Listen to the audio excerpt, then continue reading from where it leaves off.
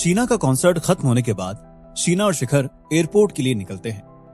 Airport जाते वक्त शिखर को एक मैसेज आता है जिसे देखकर उसकी आंखें खुली की खुली रह जाती हैं और चेहरा ऐसा हो जाता है मानो चेहरे के सारे रंग उड़ गए हों। शिखर की ये हालत देख शीना कुछ समझ नहीं पाती कि आखिर शिखर ने ऐसा क्या देख लिया था फोन में कि उसके होश ही उड़ गए थे। शिखर, क्या हुआ? क्या है फोन में? शीना उलझन भरी आवाज में पूछती है। शिखर कुछ नहीं कहता। शीना की आवाज मानो उस तक पहुंची ना हो, और पहुंची भी तो शीना को वो बता भी क्या सकता था। शिखर के फोन में रवि का मैसेज था। उसने शिखर को एक न्यूज का स्क्रीनशॉट भेजा होता है जो शिखर के लव अफेयर के बारे में थी। उस न्यूज आर्टिकल में बड़े बड़े अक्षरों में लिखा होता है, मशहूर बिजनेसमैन शिखर की नई माशूका। और उसके नीचे शिखर और रिद्धि की पार्क में घूमते हुए 2 तस्वीरें भी थी। शिखर का थोड़ी देर के लिए दिमाग चलना ही बंद हो गया था। वो एक टक मोबाइल की स्क्रीन को देख रहा था और हजारों सवाल उसके मन में चल रहे थे। इतने में शीना ने थक कर शिखर के हाथ से मोबाइल ही ले लिया। शीना देखना चाहती थी कि आखिर शिखर ने ऐसा भी क्या देख लिया था फोन में जिसे देखकर उसके चेहरे का रंग ही उड़ गया था।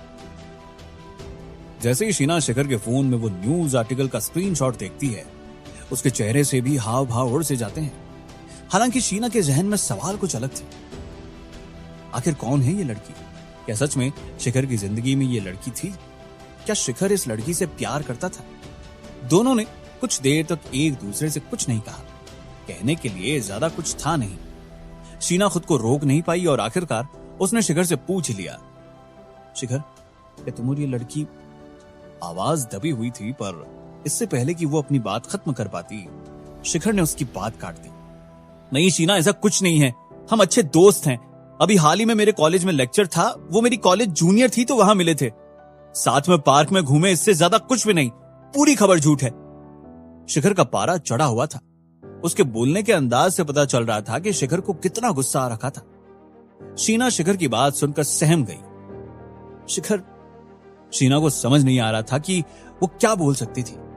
उसने मन ही मन सोचा, शायद मेरा इस मामले में कुछ ना बोलना ही सही होगा। एयरपोर्ट पहुंचने के बाद दोनों फ्लाइट में बैठे और मुंबई आ गए। पूरे रास्ते न शिखर ने कुछ कहा, ना ही शीना ने। दोनों को चुप्पी ने इस तरह घेरा हुआ था जैसे अमावस की रात अंधेरा चांद को घेर लेता है।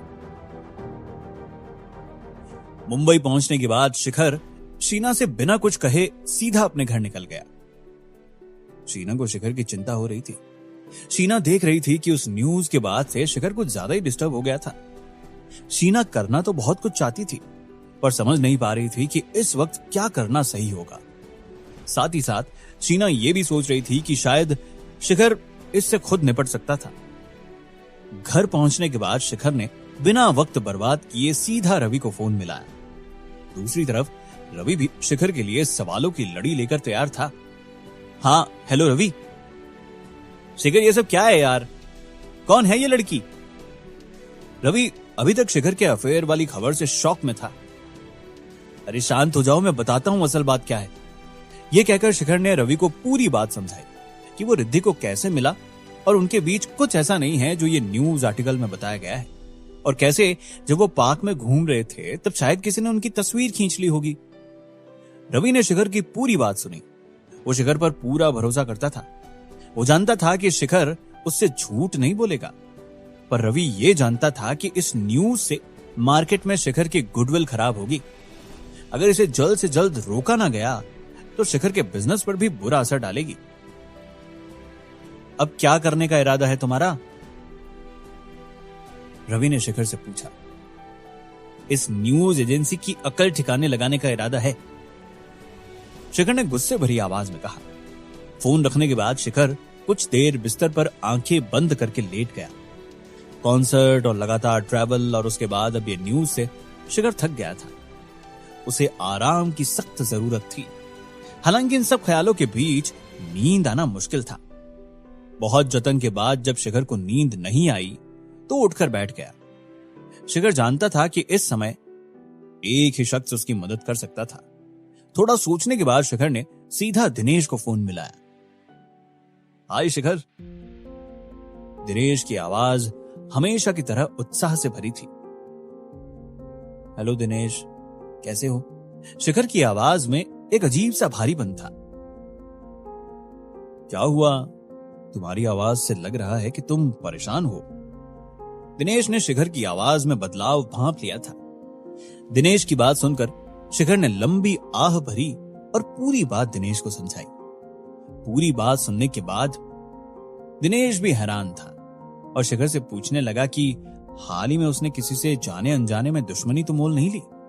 जिस पर शिखर ने थोड़ा सोचने के बाद बताया कि एक दो झड़प तो हुई थी, पर किसी ऐसे इंसान से नहीं जो शिखर के खिलाफ इतना बड़ा कदम ले ले, और वो भी ये जानते हुए कि शिखर कौन है।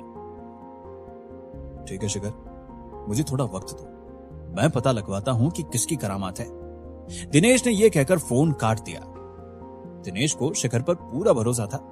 अब बस ये सोचना था कि पता लगने के बाद शिखर की क्या रणनीति होने वाली थी। शिखर अपने घर की बालकनी में खड़ा होकर बाहर के नजारों का लुत्फ उठा रहा होता है।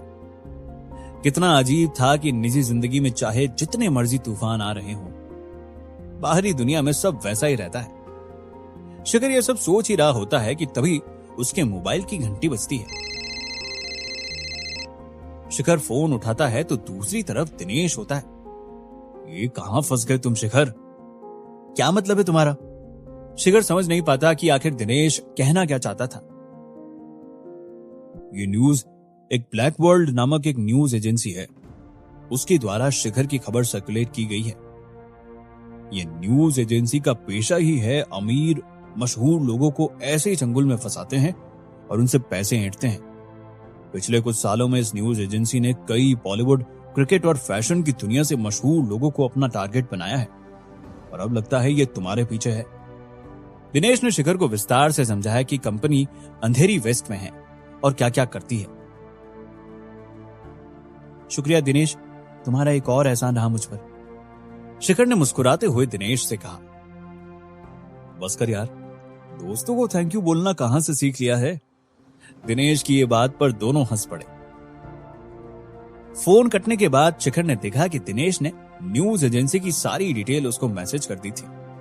शिखर ने एक पल भी इंतजार नहीं किया और सीधा गाड़ी निकालकर ब्लैक वर्ल्ड न्यूज एजेंसी के दफ्तर के लिए रवाना हो गया।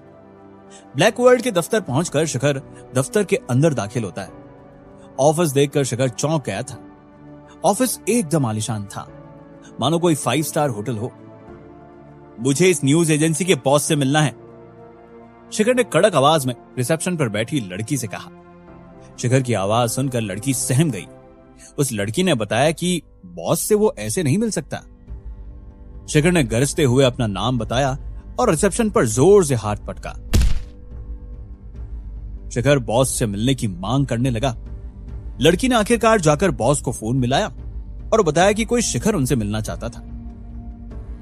जी सर, ठीक है। रिसेप्शनिस्ट ने फोन रखा और शिखर को उसके पीछे आने के लिए कहा। लड़की के पीछे चलते हुए वो एक बड़े से केबिन के आगे आकर रुकते हैं। रिसेप्शन वाली लड़की ने शिखर की ओर मुस्कुराते हुए कहा कि बॉस आपका अंदर इंतजार कर रहे हैं। ये कहते ही लड़की ने केबिन का दरवाजा खोल दिया। शिखर केबिन में दाखिल हुआ तो देखा कि उसके सामने कुर्सी पर एक आदमी बैठा था। मुंह पर घनी मूछें, सर पर नामात्र बाल और चेहरे पर एक अजीब सी मुस्कान। आइए शिखर साहब, आपका ही इंतजार कर रहा था, वो भी बहुत बेसब्री से। शिखर ने कोई जवाब नहीं दिया। शिखर चलकर आकर उसके सामने पड़ी कुर्सी पर बैठ गया। जो तुम कर रहे हो उसे फौरन बंद कर दो, शिखर ने चेतावनी के तौर पर बिना वक्त जाया किए न्यूज एजेंसी के बॉस से कहा। शिखर की यह बात सुनने के बाद न्यूज एजेंसी बॉस जोर जोर से हंसने लगा। कुछ देर हंसने के बाद उसने शिखर को बेढंगे तरीके से बताया कि वो भी शिखर की तरह एक बिजनेसमैन है और बिजनेस में हर चीज कीमती होती है। तो जाहिर सी बात थी कि शिखर की लव अफेयर की खबर हटाने की भी एक कीमत थी। यह बात सुनकर शिखर का गुस्सा ज्वालामुखी की तरफ फट गया। कीमत? मैं बताता हूं कि क्या कीमत है इसकी। न्यूज हटाओ और मैं तुम्हें बर्बाद नहीं करूंगा, और इसे मेरी पहली और आखिरी चेतावनी समझना। यह बात कहकर शिखर कुर्सी से उठा। तुम्हारे पास 24 घंटे का वक्त है अपनी बात खत्म कर शिखर पैर पटकता हुआ ऑफिस से बाहर आता है। शिखर ने अनुमान लगा लिया था कि उसकी न्यूज डिलीट नहीं होने वाली, फिर भी निष्पक्षता दिखाते हुए उसने उन्हें 24 घंटे का वक्त दिया था। इसके बाद शिखर अपने घर की तरफ निकल पड़ा। रास्ते में जाते हुए शिखर ने बबीता को मैसेज छोड़ा कि उसे ब्लैक वर्ल्ड न्यूज एजेंसी की सारी डिटेल्स चाहिए और साथ ही में यह भी ढूंढकर बताने के लिए कहता है कि इस न्यूज एजेंसी को कौन सी कंपनी फंडिंग दे रही थी। कुछ ही घंटों में बबीता ने शिखर को मैसेज का रिप्लाई करते हुए ब्लैक वर्ल्ड न्यूज एजेंसी की डिटेल्स भेज दी। शिखर ने जाना कि ये एजेंसी 5 साल पुरानी है और इसे शैलेश नाम का एक इंसान चला रहा था। उसके बाद शिखर ने मैसेज में पढ़ा कि इस एजेंसी को 2 कंपनियों की फंडिंग आ रही थी, जिससे आज ये एजेंसी असल में आज इस मुकाम पर पहुंची थी। शिखर ने जैसा अनुमान लगाया था वैसा ही हुआ। पूरे 24 घंटे खत्म होने को आए थे और उसकी न्यूज डिलीट तो दूर की बात, उल्टा उस पर और व्यूज बढ़ गए थे। शिखर ने बबीता को फोन लगाया और कहा कि दोनों कंपनियों से ब्लैक वर्ल्ड न्यूज एजेंसी की फंडिंग बंद करवा दे, बदले में मैं दोनों कंपनियों के 50 करोड़ के शेयर खरीदूंगा।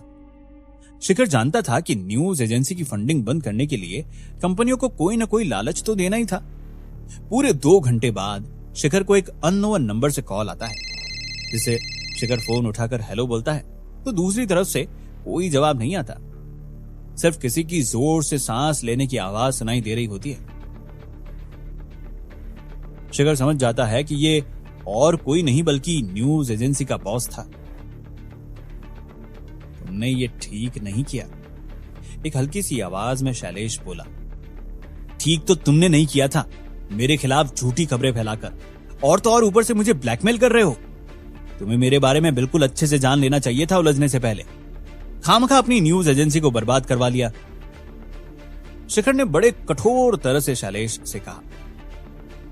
शिखर ने शैलेश से कहा कि उसे चेतावनी भी दी गई थी, पर उसने शिखर की चेतावनी को सीरियसली नहीं लिया, जिसका ही खामियाजा उसे भुगतना पड़ रहा था।